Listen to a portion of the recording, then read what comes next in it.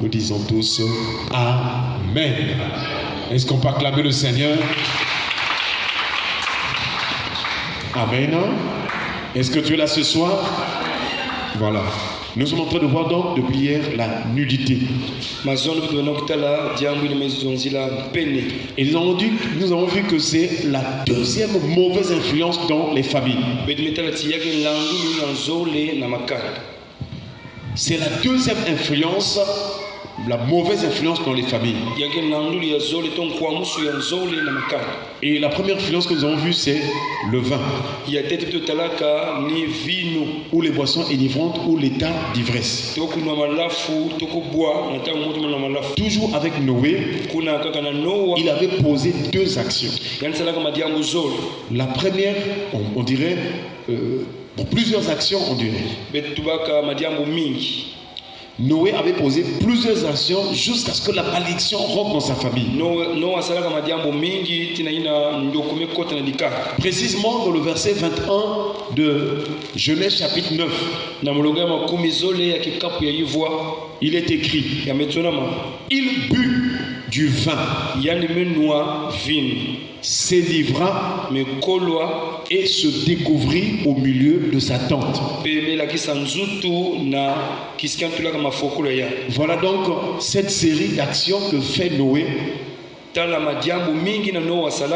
et qui va susciter ou déclencher la malédiction de la famille. À titre de définition, nous avons vu que la nudité, c'est l'état d'une personne nue.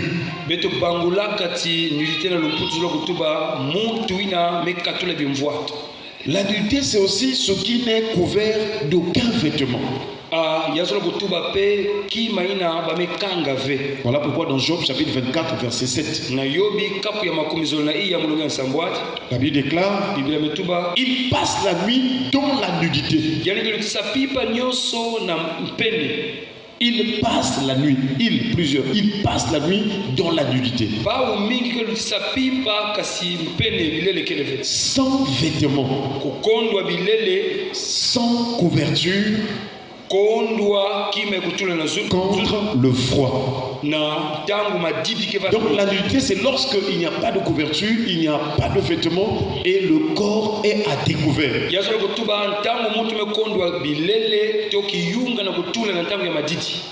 Mais souvent les gens pensent que la nudité, c'est seulement au niveau des organes génitaux ou des parties intimes.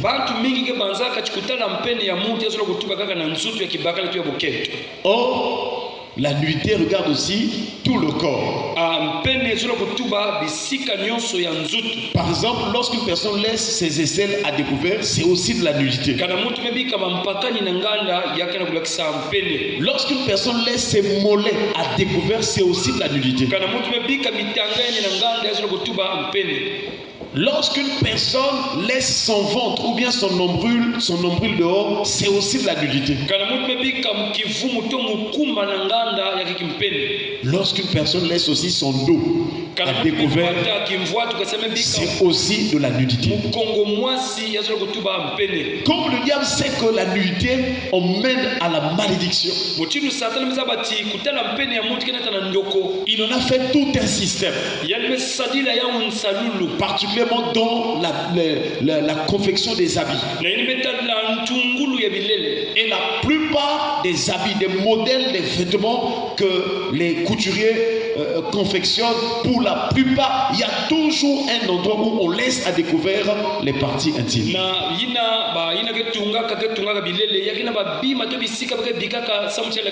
Mais nous sommes citoyens des cieux. Est-ce qu'on peut acclamer le Seigneur? Nous ne devons plus marcher comme les païens qui marchent selon la vanité de leurs pensées. Ils ont l'intelligence obscurcie. Un païen, quand il fait quelque chose, il pense que c'est normal. Or, dans son intelligence, il y a l'obscurité des ténèbres. Et c'est pourquoi lui pense que c'est bon. Or, en réalité, c'est une exposition de sa nudité.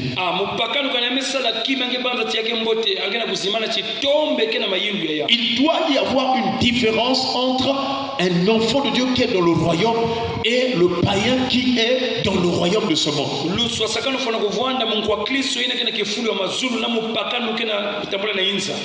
Il doit y avoir une différence entre l'enfant de Dieu qui pratique la justice qui vient en haut du ciel et le païen qui pratique ou qui accepte la justice des hommes.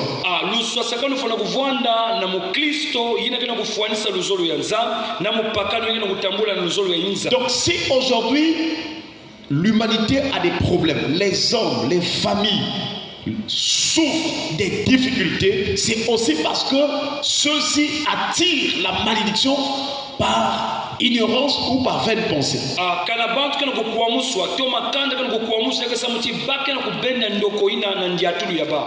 Mais que le Seigneur nous aide à prier pour que ces choses nous quittent au nom de Jésus.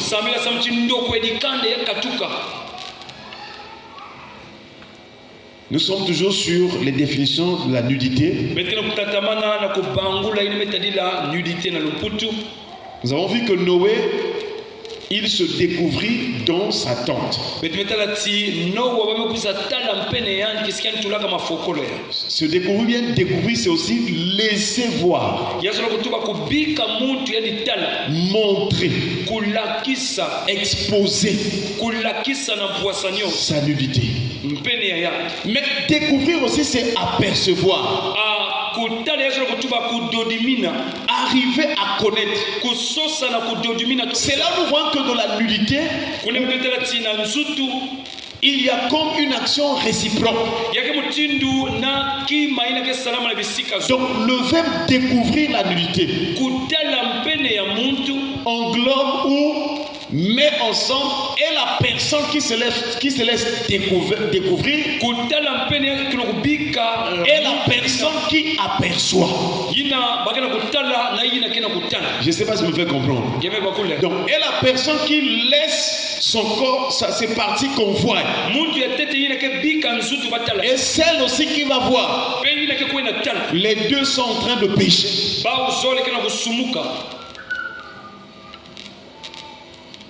Voilà pourquoi nous devons prier le Seigneur, parce que c'est un péché compliqué. Et la personne qui s'expose et celle qui voit aussi cette exposition-là, les deux pêchent. Et ces deux personnes reçoivent ou sont sous l'influence de la malédiction. Donc la malédiction touche aussi les autres parties du corps. J'allais dire la nudité. Donc Exode chapitre 3. Non, excusez-moi. Ésaïe chapitre 3. Le verset 17. Il est écrit: le Seigneur rendra chauve le sommet de la tête des filles de Sion. Voilà, Dibashi. L'Éternel découvrira leur nudité. Donc les filles de Sion, ce sont les filles aussi d'Israël ou de Jérusalem. Au départ, ces filles-là respectaient, honoraient la parole de Dieu. Elles suivaient les commandements du Seigneur. Mais avec les rencontres avec les nations païennes, les filles d'Israël ont commencé à convoiter, à copier les usages des nations païennes. C'est là où les filles d'Israël ont commencé à mettre les boucles d'oreilles, les piercings, je sais pas, et aussi mettre des chaînettes au niveau des pieds. C'est là où Dieu maintenant vient avec le jugement. Disons aux filles de Sion, comme vous avez commencé à suivre les usages des filles païennes, voici les jugements qui tomberont sur vous. Parmi ces jugements, Dieu dit, le Seigneur rendra chauve les cheveux, le sommet de la tête des filles de Sion.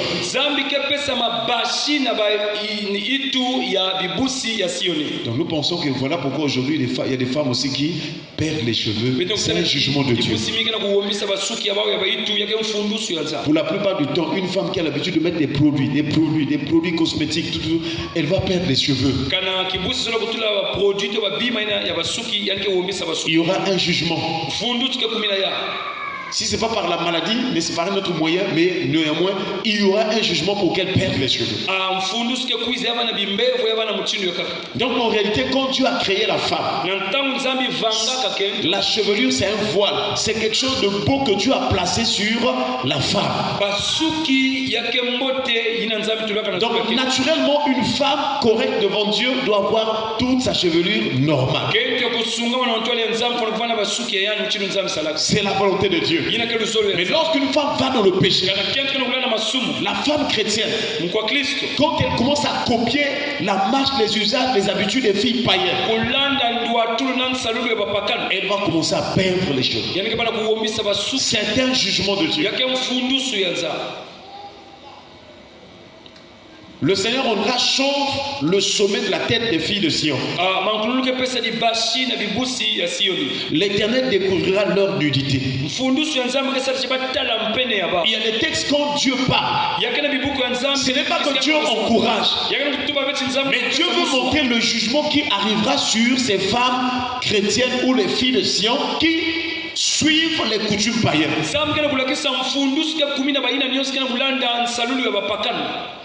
Donc une femme chrétienne, une sœur chrétienne qui prie, tu dois plus t'habiller d'une manière indécente. Il faut qu'il y ait la différence entre toi et celle qui ne prie pas.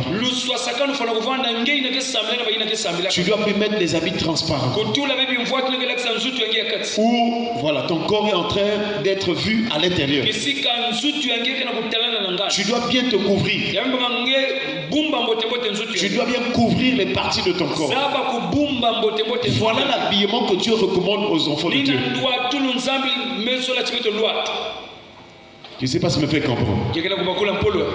Donc la nudité, ce n'est pas seulement au niveau des parties intimes, mais même quand un autre élément de notre corps est mis à nu, c'est aussi de la nudité.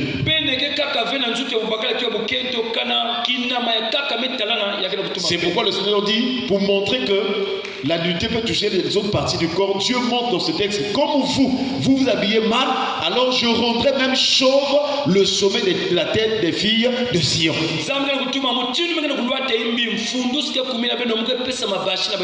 Parce que la calvitie, c'est comme l'image d'une nudité au niveau de la tête. Alléluia. Amen. Parce qu'il n'y a pas de cheveux. Parce que les cheveux, c'est une couronne, c'est un ornement que Dieu a placé pour couvrir la tête. Maintenant, quand on enlève, c'est comme de la nudité. Et Dieu il va libérer donc ses jugements sur les filles de Sion. C'est pourquoi aujourd'hui, frères et sœurs, nous devons veiller sur l'habillement. Cela veut dire que si on tient compte de tout ce que le Seigneur est en train de nous enseigner, nous allons nous rendre compte que même dans les églises, que ce soit les ouvriers, que ce soit les prédicateurs, le peuple de Dieu, il y a des gens qui viennent nus à l'église. Si nous comprenons bien la définition de la nudité telle que nous avons lu, c'est-à-dire aux yeux de Dieu, beaucoup de gens viennent à l'église nus. Parce que il y a d'autres, par exemple, il essaie d'habiller ou il s'est habillé, mais le soutien est en train de se faire voir. C'est de la nudité. Le slip est en train de se dessiner. C'est de la nudité. Les épaules on laisse dehors. C'est de la nudité. Les cuisses dehors, c'est la nudité. Une femme chrétienne, on ne doit pas voir ses mollets. Quand tu t'habilles, tu dois couvrir tes mollets là.